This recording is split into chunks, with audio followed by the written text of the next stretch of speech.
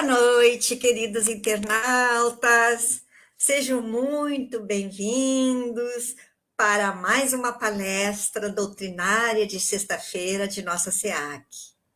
Convidamos os amigos para que visitem nossas páginas sociais, redes sociais, Facebook, site, Instagram, SEAC Poa, onde estão disponibilizados os horários de todas as atividades da SEAC.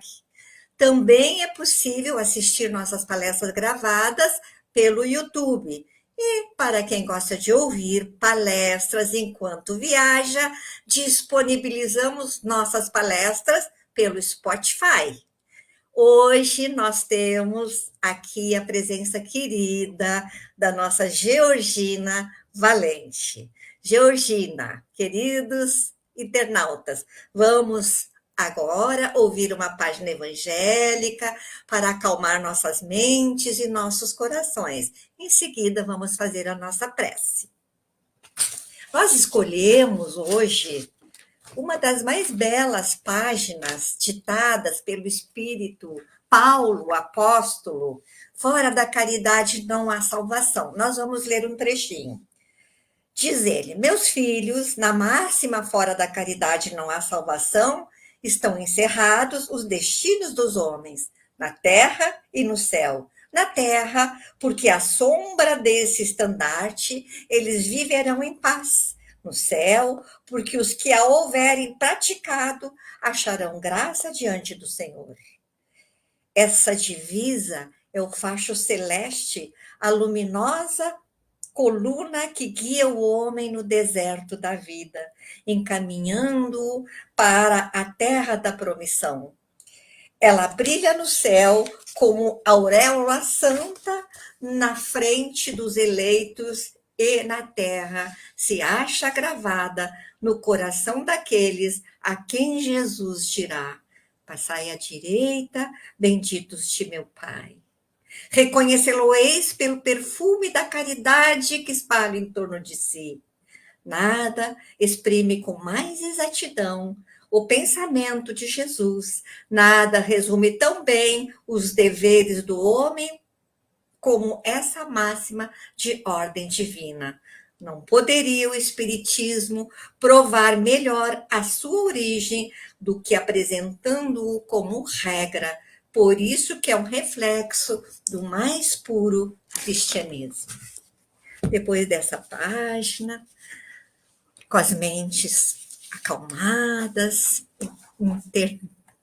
interconectadas, num único pensamento e sentimento, buscando sempre aquilo que temos de melhor. Senhor da vida, reunidos em teu nome, manifestamos nossa gratidão. Envolve-nos com a tua suave e doce luz, pacificando nossos corações, para que a tua paz permaneça em nós. A amorosa equipe espiritual deste trabalho, pedimos inspiração, amparo e proteção, que a paz e a harmonia permaneçam em nós. Assim seja. Então, hoje a nossa Georgina, trabalhadora da Sociedade Espírita Obreiros do Senhor, vai nos brindar com o tema Que Fazeis de Especial? Contigo, então, Georgina. Obrigada aos nossos amigos que estão nos assistindo. Nosso boa noite. Que Jesus nos abençoe, nos ampare, nos intua, para que possamos hoje pensar o que fazeis de especial. Então, meus amigos, esse tema está no livro Vinha de Luz, que é a lição 60 de Francisco Cândido Xavier, de Emmanuel. E lá ele nos traz essa interrogação importante de Mateus. Que fazeis de especial? Então, especial é aquilo que não é geral, é o que diz respeito a uma coisa, uma pessoa. É algo individual. O que fazeis de especial, de diferente, de particular, de peculiar, de específico? E nós vamos buscar, então, no Novo Testamento, lá no Evangelho de Mateus, qual foi a circunstância que Jesus trouxe, que fazeis de especial?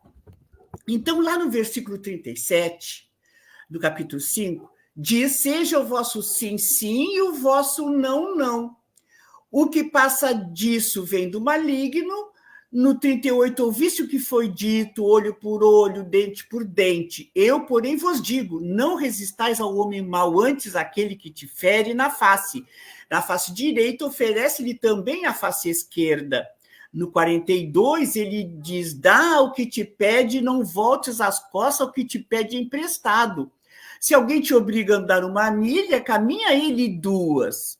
Ouviste o que foi dito: amarás o teu próximo, odiarás teu inimigo. No 44, ele diz: eu, porém, vos digo, amai os vossos inimigos e orai pelo que vos perseguem, deste modo vos tornareis filhos do vosso Pai que está nos céus. No 46, com efeito, se me amais, se amais ao que vos amo, que recompensa tendes? Não fazem também os publicanos a mesma coisa?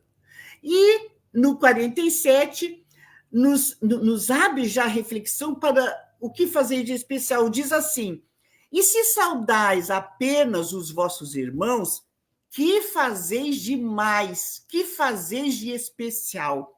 Não fazem também os gentios a mesma coisa? Portanto, deveis ser perfeitos, como perfeito o vosso Pai Celeste é perfeito. Nós sabemos aqui que essa perfeição, né, que nos compara ao Pai Celeste, é a perfeição relativa. Então, meus amigos, nós vamos refletir sobre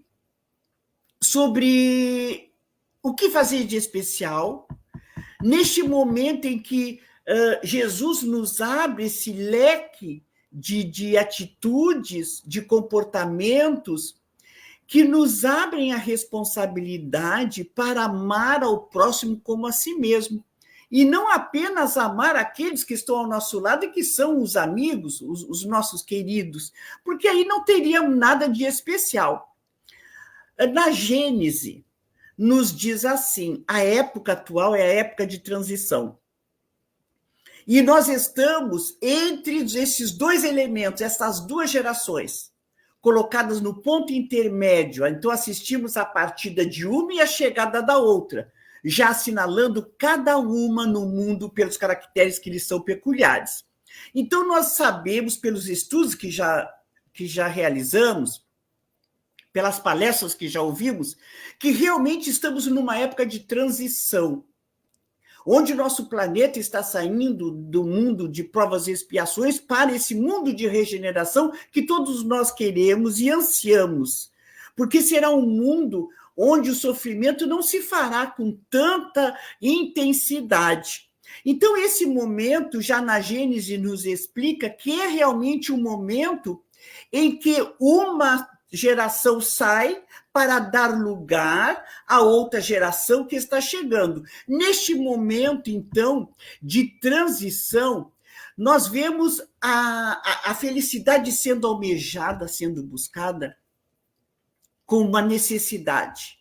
Então, todos nós queremos uma construção, mas nós precisamos entender o que nós estamos fazendo de especial. O que nós estamos realizando neste mundo que nós queremos construir, que é um mundo de regeneração. Quando nós voltamos os nossos anseios, as nossas atitudes para o materialismo, então a felicidade ela é frequentemente associada à aquisição de bens materiais. Então a gente procura carros luxuosos, casas grandes, roupas de marca, né? Viagens maravilhosas, exóticas.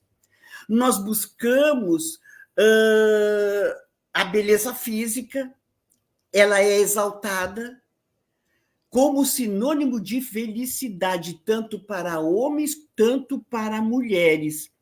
Buscamos o sucesso profissional, a vida social intensa, muitos amigos.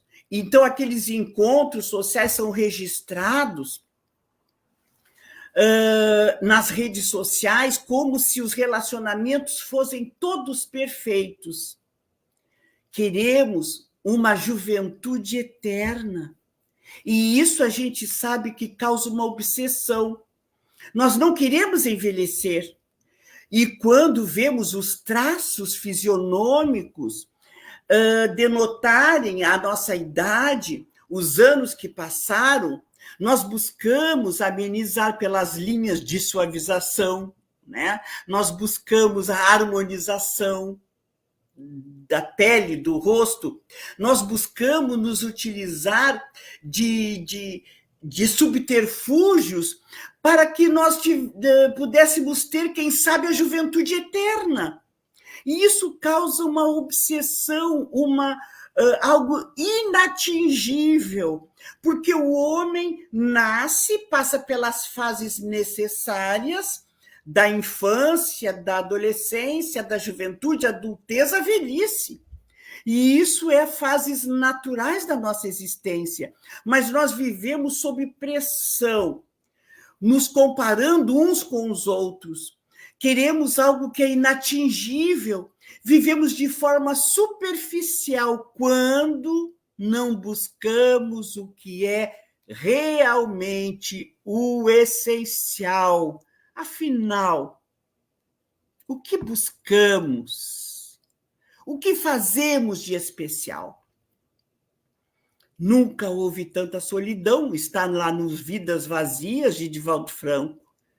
As criaturas humanas, agora, atualmente, buscam desordenadas, vivem inquietas, atormentadas pelas mentes ávidas de projeção, como se o objetivo existencial fosse o mentiroso prato do prazer social que provoca inveja nuns e antipatia noutros.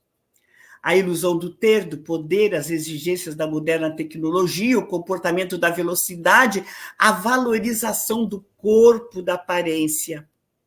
Então, Joana de Ângeles nos fala que com essa automação, os sentimentos do amor, da solidariedade, de ternura, ficam à margem. E os homens, então, quando não conseguem a satisfação de tudo isso que é material, de tudo isso que ele busca com desordenada capacidade, de toda a sua força de buscar aquilo que ele não consegue, ele muitas vezes busca as fugas espetaculares através do alcoolismo, da drogadição, do suicídio. Então, meus amigos, buscando essa reflexão, Emmanuel já nos traz, lá no primeiro parágrafo desta lição, o que quereis de especial, ele nos fala assim: iniciados na luz da revelação nova, os espiritistas cristãos possuem patrimônios de entendimento muito acima da compreensão normal dos homens encarnados. Então, Emmanuel nos diz, para todos nós, espiritistas cristãos, que nós temos um entendimento muito acima da compreensão normal, que a doutrina espírita já nos possibilita o entendimento: por que estou aqui? Por que sofro? Quem sou eu? Para onde vou? O que nós buscamos? Qual o objetivo das nossas existências? Então, se nós conversamos com aqueles que não têm essa racionalização da sua existência e dos objetivos que o trouxeram até essa terra, muitas vezes eles perguntam: não sei, muito difícil, verdade? Não conheço, não sei, não quero saber. Então, meus amigos, enquanto nós homens voltados para a consciência da imortalidade da alma, da reencarnação, da pluralidade dos mundos habitados, da mediunidade, que é esse viés que nos faz em contato com aqueles irmãos desencarnados que estão ao nosso lado e que nós fazemos a leitura dos pensamentos e que estamos sempre em comunicação. Nós que trazemos na consciência esse Deus que é misericórdia, que é amor, que é potencialmente divino, justo, bom, misericordioso. Quando nós sabemos que nós evoluímos, crescemos e buscamos a nossa felicidade pelo livre-arbítrio, porque Deus nos deu esta oportunidade de crescer, de buscar o homem mais feliz amanhã através do esforço próprio, de buscar, sim, a felicidade pelos nossos méritos, pelo nosso caminhar, pelas nossas atitudes. Então, nós, iniciados na luz da revelação nova, como nos fala Emmanuel, com a compreensão que já trazemos, nós somos aqueles capazes de entender por que nós estamos neste mundo, neste momento. Emmanuel fala nesta proposta dessa mensagem que diz assim: em verdade, isso está lá no livro Que quereis de especial? Que fazeis de especial?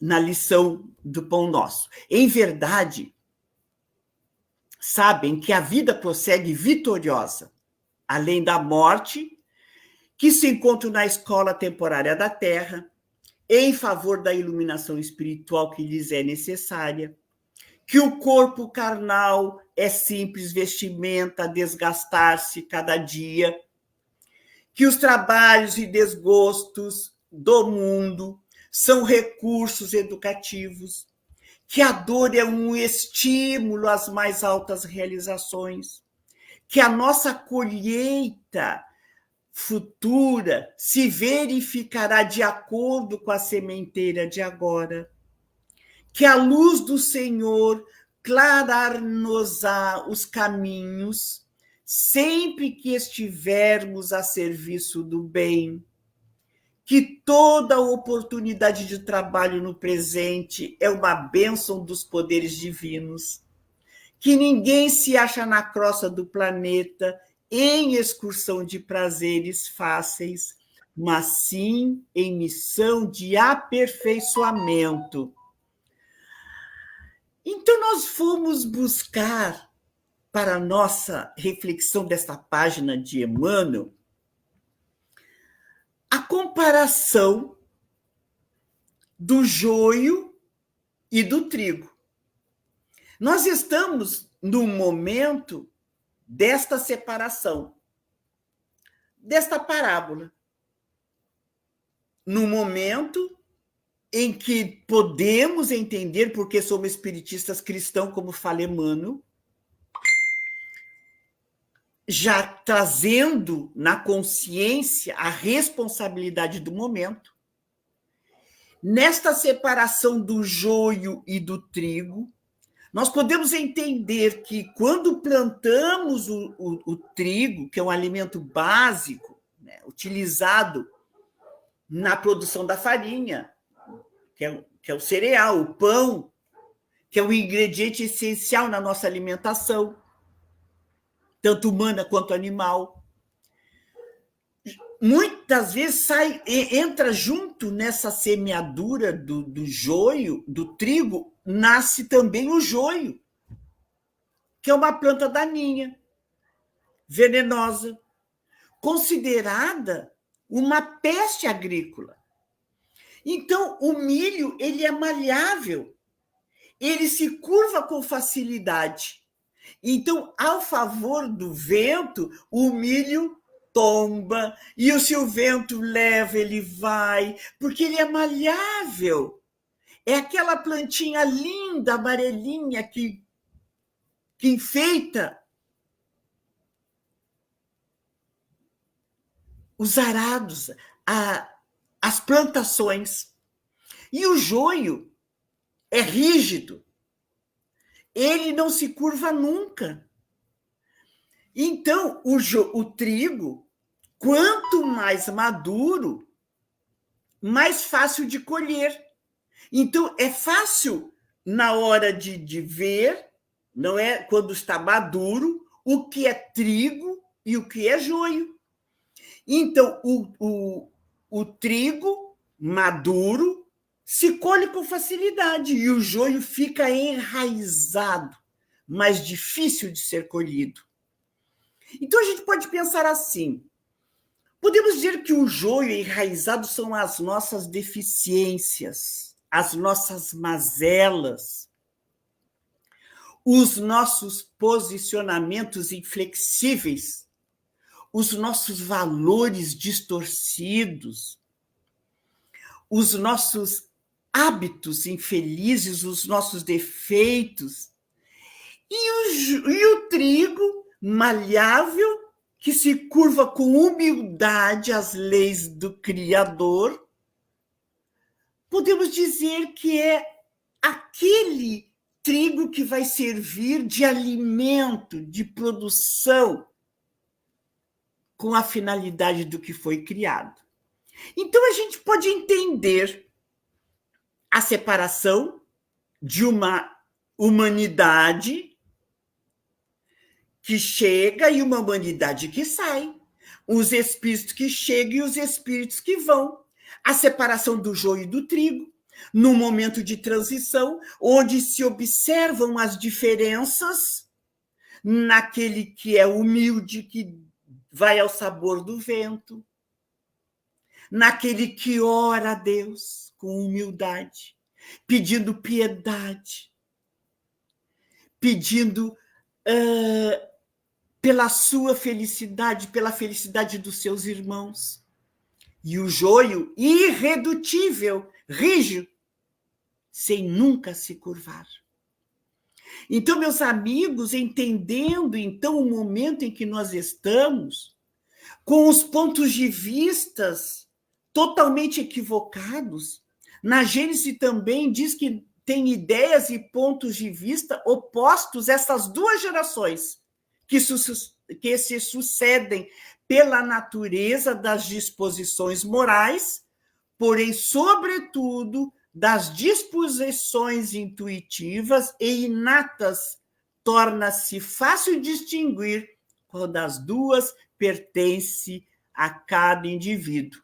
Então, quando nós olhamos o joio enraizado, nós podemos ver o trigo, o belo trigo.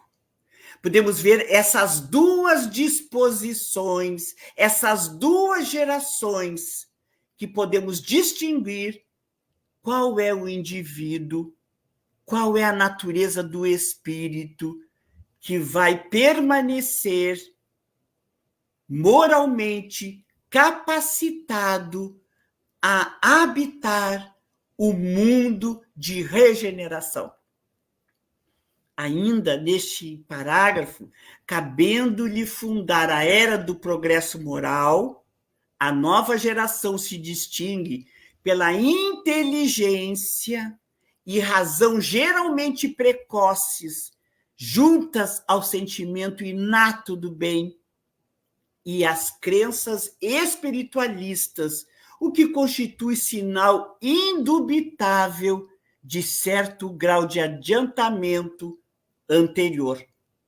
Então, hoje nós vemos as crenças espiritualistas tomando conta de uma parte da nossa humanidade, com os olhos voltados para a necessidade da prece, para entender os seus irmãos, atendendo com caridade, com amor, com benevolência, com indulgência para as imperfeições dos outros, enquanto ainda muitos se comprazem no ódio e na insensatez. Ainda, meus irmãos, podemos pensar que essa realidade, né, que todos nós apresentamos, quer queira ou não, nós nos mostramos como somos, Muitas vezes as pessoas demonstram algo que não são por pouco tempo, porque as ações ao longo da caminhada vão demonstrar o nível evolutivo. É como se nós abríssemos uma gaveta e tirássemos apenas aquilo que quiséssemos mostrar. Mas de uma hora para outra, a gaveta se abre automaticamente e ali começa a despejar tudo aquilo que nós estávamos escondendo. Na realidade, todos nós apresentamos diferenças na forma de viver, na forma de pensar o mundo. Todos nós trazemos diferenças no falar, no andar, no aprender. Por isso apresentamos ainda grandes dificuldades de relacionamentos, principalmente na família. Ainda as dificuldades financeiras, muitas divergências políticas, profissionais, religiosas. Nós estávamos, certo dia, uns 2 meses atrás, conversando com uma senhora, uma jovem senhora, que estava inconformada com o seu relacionamento conjugal. E ela dizia-nos que estava ansiosa, que o casamento, seu esposo já não correspondia, que ela tinha anseios, planos, e que esse companheiro, que antes era tão amável, era tão cordato, hoje o relacionamento estava trazendo tantas dificuldades, tantos interesses diversos. E ela diz, mas afinal eu estou perdendo tempo, é só eu que tenho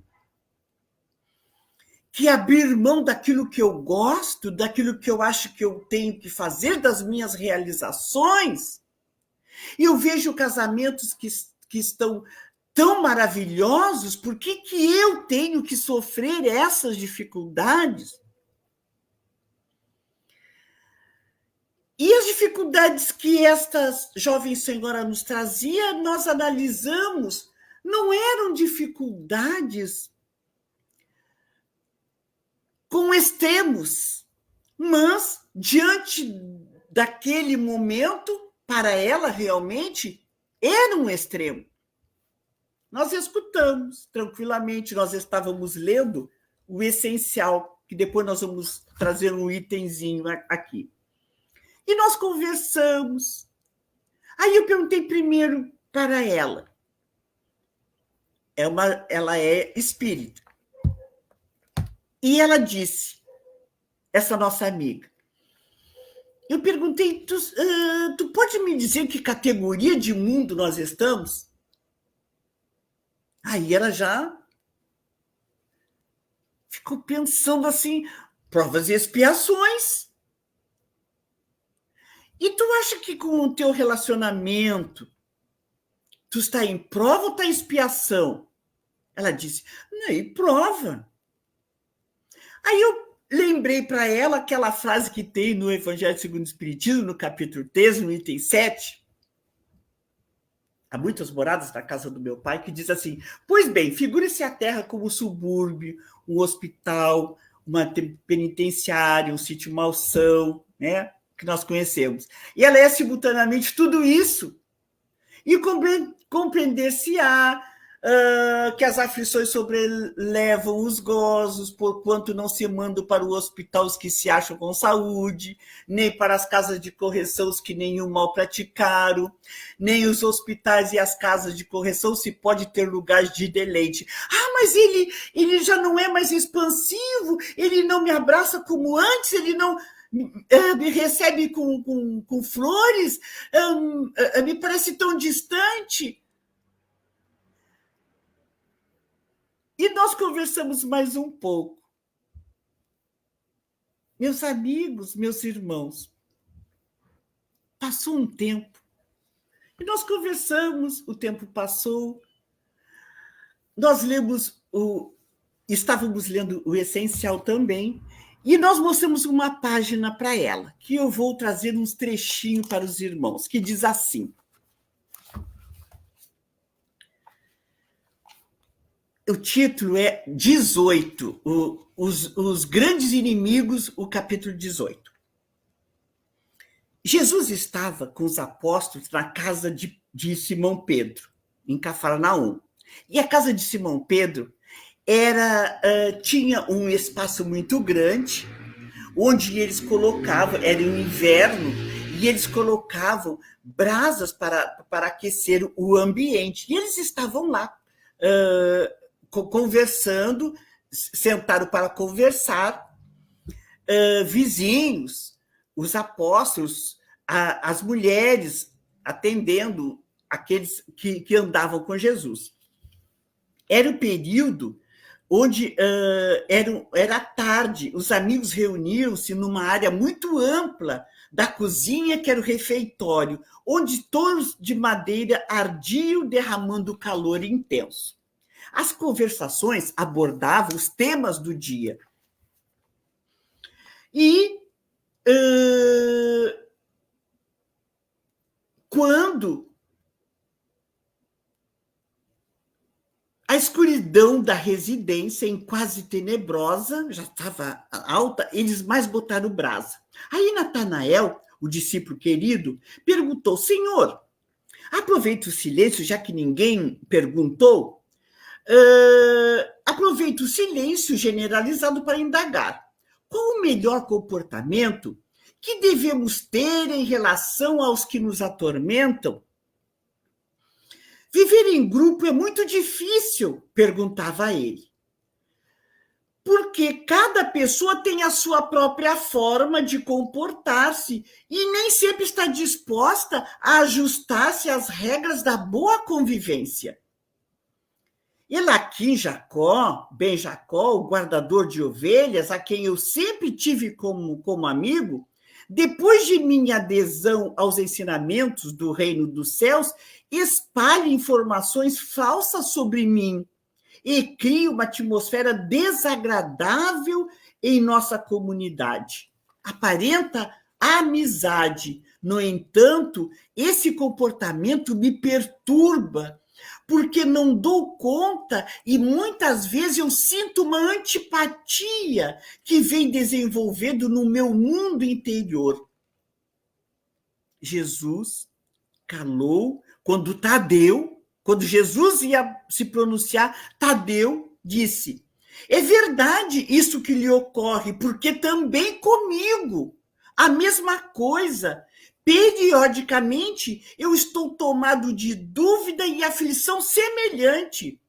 Sabe, quando, em face do pedido que a minha mãe fizera, que eu e João sentasse ao seu lado, nós temos sido vítimas de ironia e de desagrado, mesmo pelos nossos amigos, aqueles que estão ao nosso lado, e eu me sinto muito mal, isso me afeta e me aflige.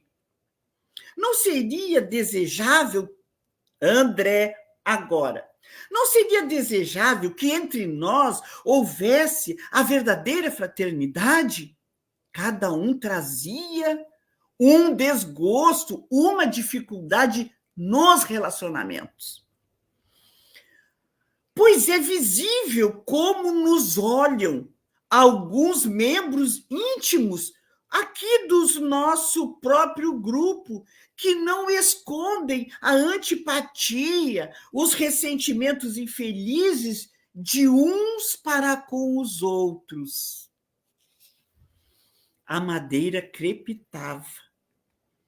As achas de lenha transformavam-se em labareda. O Rabi Galileu, então, tomando uma parte do galho de árvore em chamas, respondeu suavemente: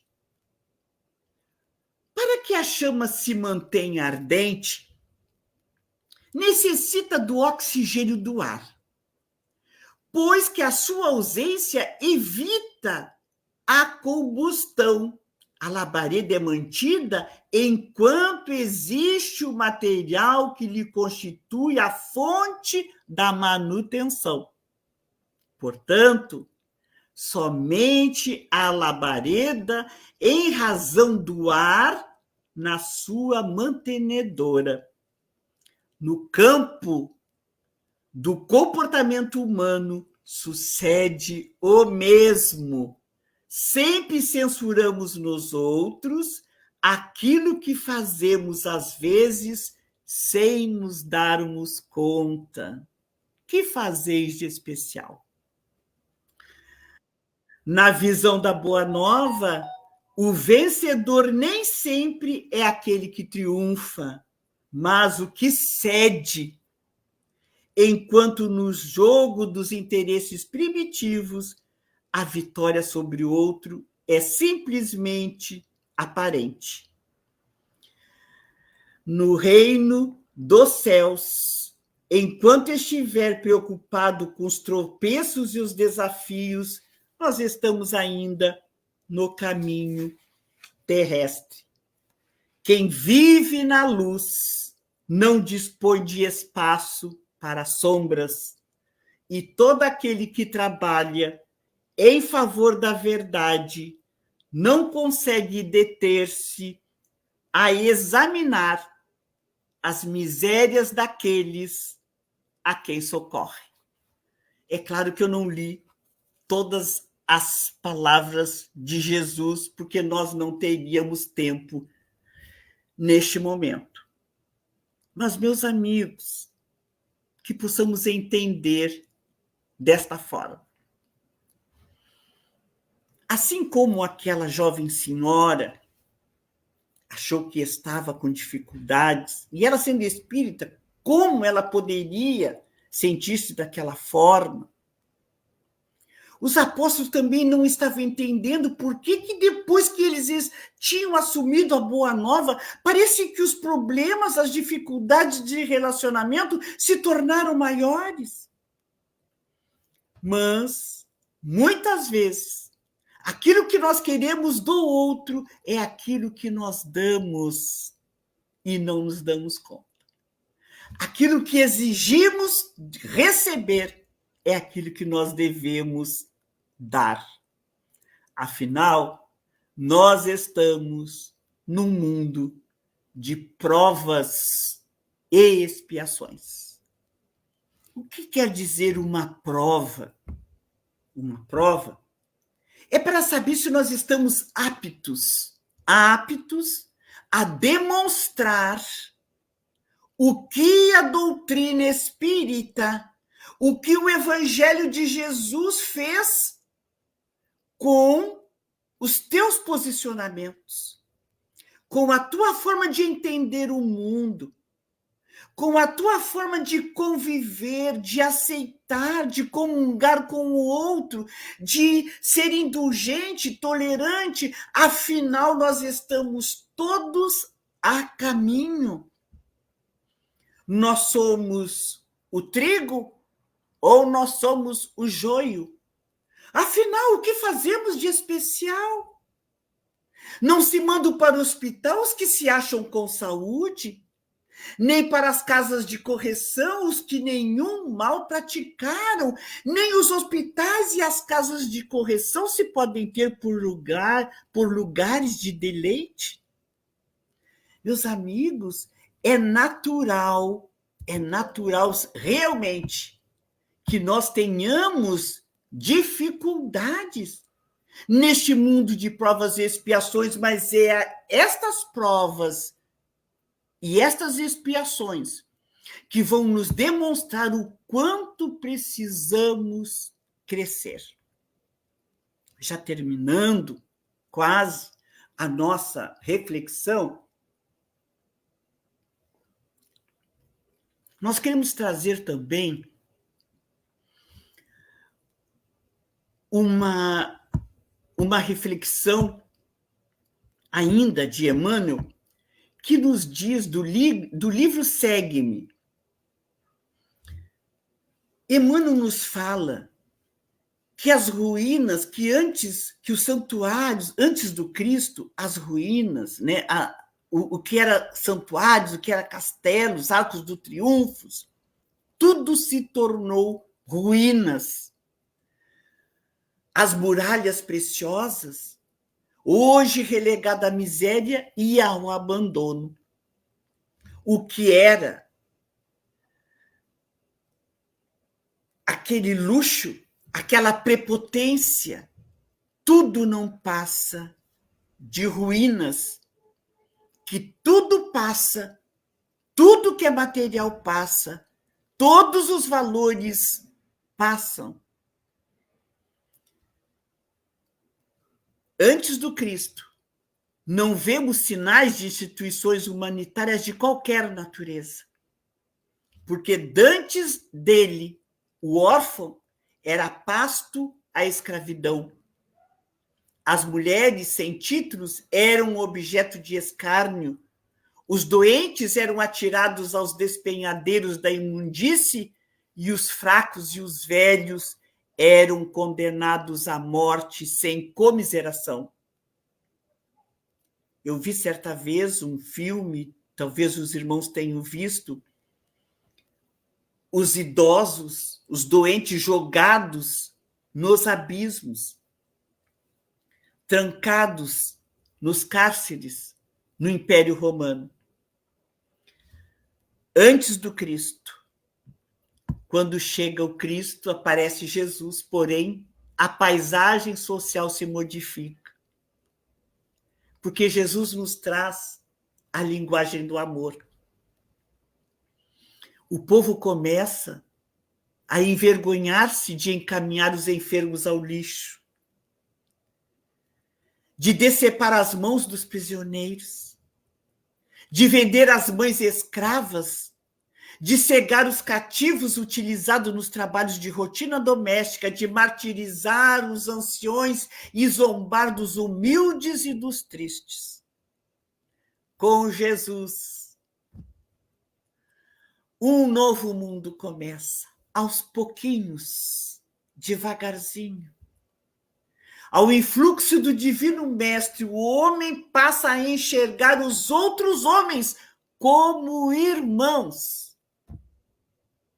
O lar, a maternidade, o berçário, a escola, o hospital, o asilo, são recintos sagrados e um novo gênio de luz ergue-se muito acima daqueles que se faziam respeitar pela espada, pelo sangue, pela sagacidade, pela força para governar as almas da terra. Sem palácio e sem trono, sem coroa e sem títulos, o gênio da fraternidade penetrou o mundo pelas mãos do Cristo e sublime e humilde continua entre nós, em silêncio, na divina construção do reino do Senhor. Meus amigos, que lição maravilhosa. Depois que conhecemos o Cristo, não podemos continuar os mesmos. Depois que nós conhecemos Kardec, quando as vozes do céu nos libertaram para este homem que não morre com o corpo físico, quando nós entendemos que nós buscamos o nosso crescimento, a nossa felicidade, pelos nossos méritos, não podemos continuar como antes. Afinal, o que estamos fazendo de especial? Que fazeis de especial? Com todos esses conhecimentos, com a presença do Cristo entre nós, com a mensagem libertadora de Kardec nas nossas consciências e na nossa vida. É um momento ímpar. Afinal, como nos diz Bezerra de Menezes, nós somos os heróis da nova era. E, como heróis, fazer com que o homem velho possa morrer para dar lugar ao homem novo que deve surgir. Muito obrigado pela oportunidade de conversar um pouquinho e refletir com todos. Muito obrigada, Ione. Nós que agradecemos, querida Georgina, pelas reflexões dessa noite. E assim, vamos fazer a nossa prece de encerramento e agradecimento, agradecendo ao Senhor as luzes que nos concede, que as lições recebidas hoje fiquem gravadas em nossas almas. A amorosa equipe espiritual, agradecemos a condução, o amparo e a assistência.